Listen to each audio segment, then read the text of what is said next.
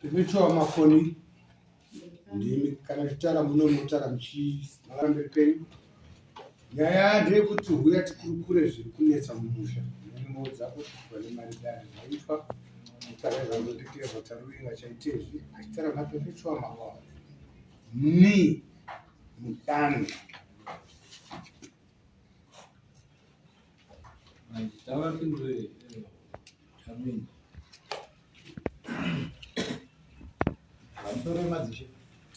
Kodi pamusoro yemambo chete munotarisa kuna mambo wacho. Auya ndakaunza mudaro. Nauye mwana wangu wapfuura nenzira dzekuzviuraya.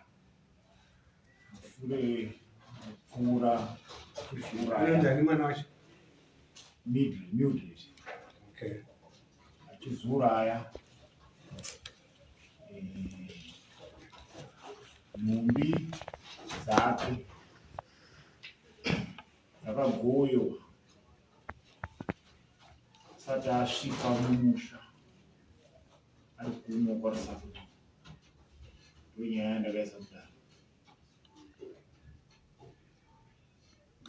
Ukaisa nyaya kudaro kudinzise zviripo here kuti nhumbi dzemunhu asati aradzikwa ari uchimunzira kubva postmortem yaitwa dzinotenderwa here kugoya. Ndonyaya yandakaisa kudaro. Izvo zviri kutaurwa hanzi makagowa nhumbi dzemwana wangu akazviuraya.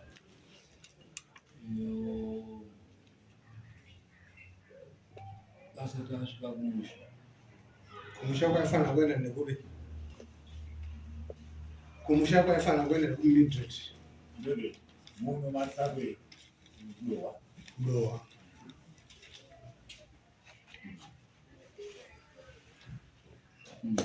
Musoro yemambo makuru nevadari vese vari muno.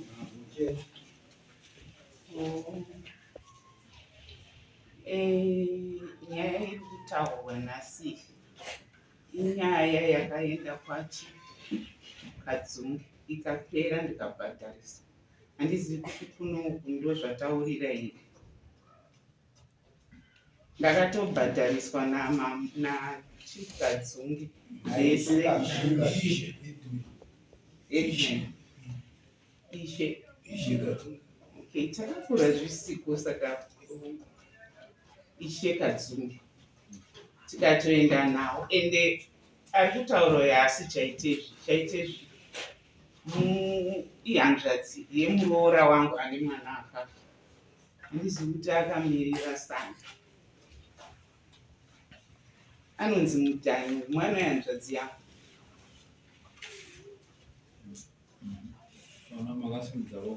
Ndinoda kuti ataura uyu akamirira sekuru wangu.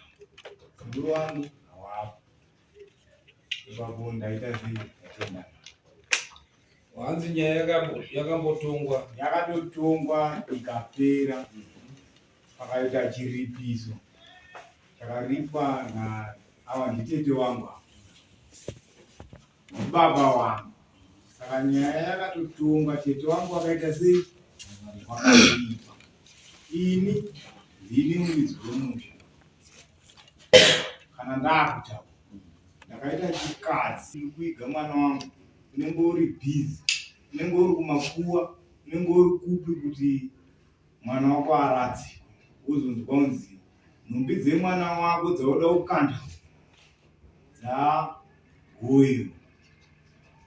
Munonzi hanzi makatoenda kwaKadzunge ikati takazonoti chikadzi chakaitika ichi chakazonondiendesa ndapedza basa rese. Handi muri kundoona ndiri mwana mudiki. Ini ndini muridzi wemusha. Ndini ndinogara pamba.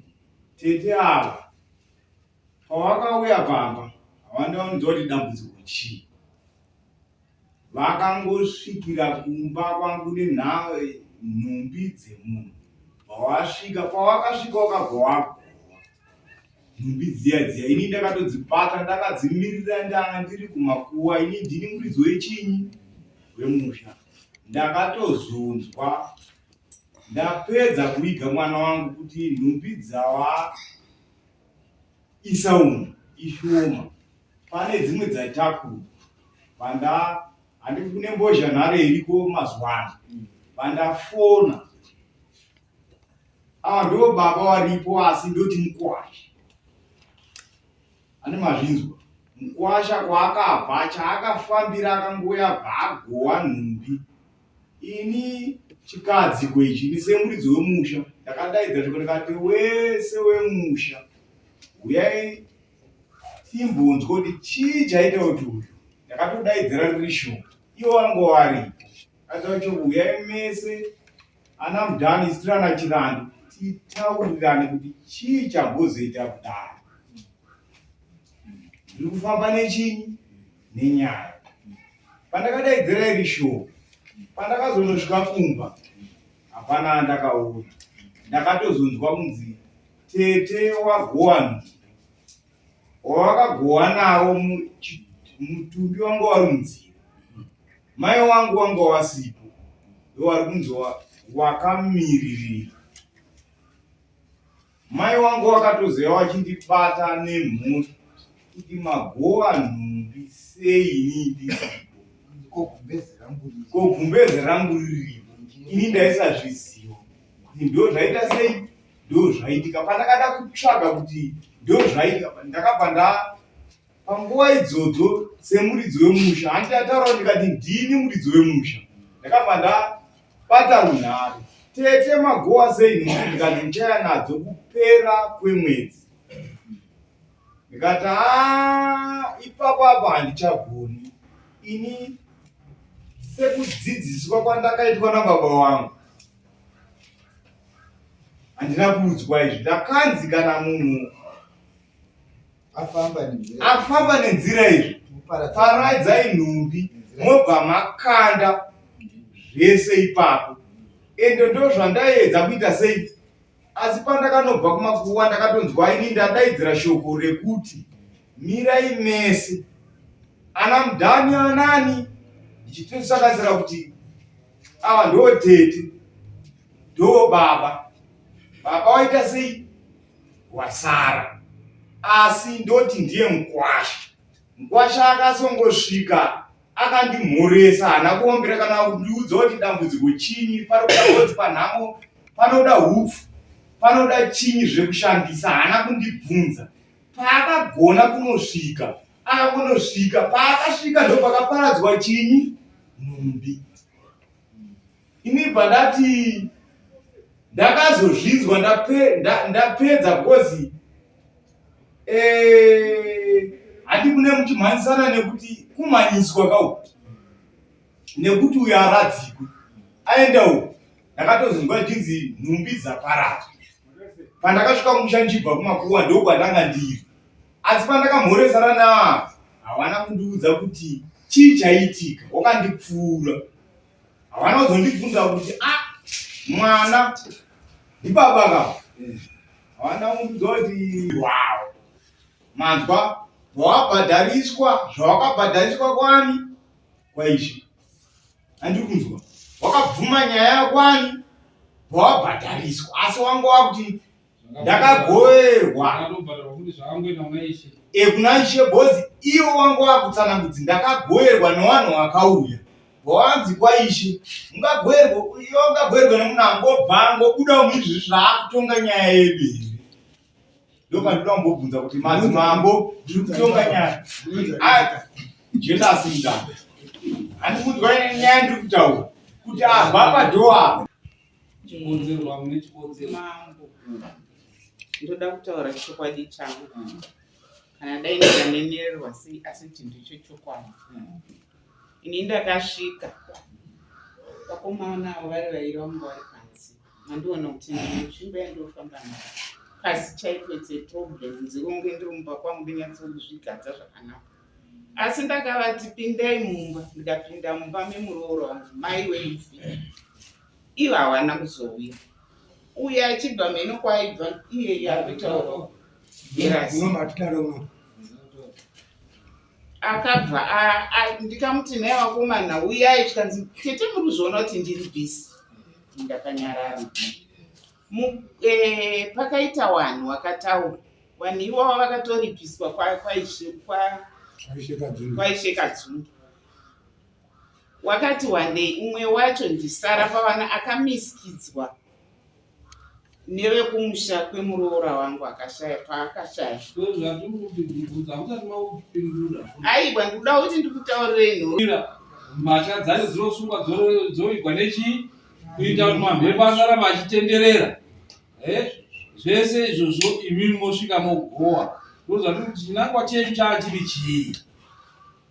Ndakanga ndisina chinangwa. Usaya chinangwa sei? Imimi sekukura kwamaita harusi rufu rwekutanga. Kuona kadzigoyo manodaidzwa kuti panotogoyo imi mobvuma. Zvakanzi pindai mumba, muri kuda kuunganidzwa mbatya dzemwana wenyu. Ndapinda imomo, it was a problem kuti ndikwane. Pane mukadzi akatozondibata ruoko kuti ndipinde, pane stepe hombe. Ndikasvika matoo nevanhu vakanga vari wakadzi vanosanganisira vandati uya sara pavana iyeyo saraka handicharisi. Akabva akati tete batai hembe 1 pahembe dzemwana wenyu muise parikuda kuunganidzwa hemba. Ndakatora hembe ndikaisa, ndikadzokera kugara pasi. Ndagara pasi, wakaita wachitora vamwe wachibvunza manonzi mayaya mawivhi, Brazilian wivhi, ikashayikwa. Wakati inini tete munofanira kuchiurira. Wedhi yangu dai vanga vari muno. Ndakati idzi imbatya dzemunhu azviuraya. Ndikanzi chiurirai tete. Ndikati ndongochiurira sei? Chekutanga ina ndipfekedzani nemwana uyu ane miri mudiki. Chechipiri imbatya dzemunhu adini afa nekuzviuraya. Ini kwaya kuchinzi aiwa chiurirai. Ina handina kubata ndiro ribhegi ramuri kuona iri. Mbatya dzakaiswa umu dzakaiswa nemaoko evanhu iwavo. Mwana musikana wemufi dziri kusanganisira nedzandakasungwa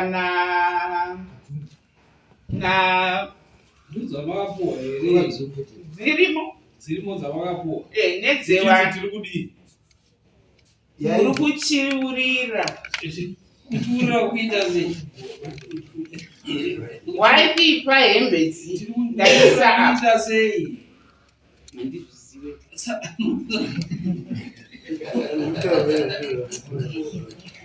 Asi hazvo mambo dare ramuri kunditongesa iri rakapfuura ndakaribata. Aiwa nai chibobva ndakakanganisa. Kukanganisa ndakakanganisa kana kwakadzunge. Nekuti mutori nehembe dzemufi akazviuraya dzamutori nadzo mubhegi dzamakapuwa mukatoenda nadzo. Ndikaenda kwakadzungi. Aiwa wakati kwete singaimende nadzo kwamakuru. Amai nani utaurire kwamutara ndekwaishe mambo wane machakafaniwa 58 vari pasi pavo. Saka kana nyaya yabva kwaishe yamuno zvikwaishe kanganwai takutotaura zvemuno ndosaka yauya kuno because vari kuramba kutongwa kwakaiti vanhu akadzunge vari kutaura kuti kadzunge akatopuhwawo sandizvere akatopuhwawo kuti zvakazvemufiye sandizvere zvamuri kutaura ndo zvavataura ndichinzwa zaziva vakaona kuti hapana chiri kutongwa kana kadzunge wacho akatopuhwawo zvemufi kuti akatonyangadza nokuaanokwanotawe kuti mudame muno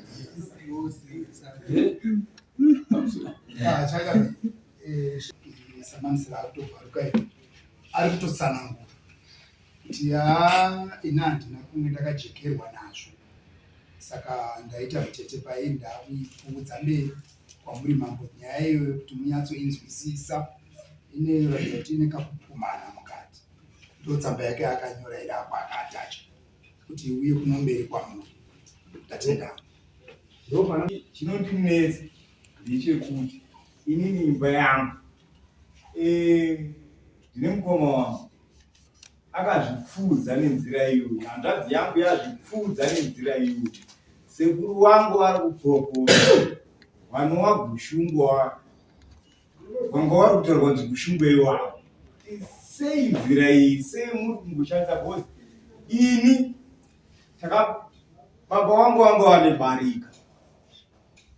barika iri kunowa kwamai guru nowa kwamainini, isuwo kwamainini tapera. Vanhu vairi vari kufamba nenzira iyoyi. Zvoti pandakaisa musikana uyu ndakaisa futi mumwe mukomana nenzira iyoyi.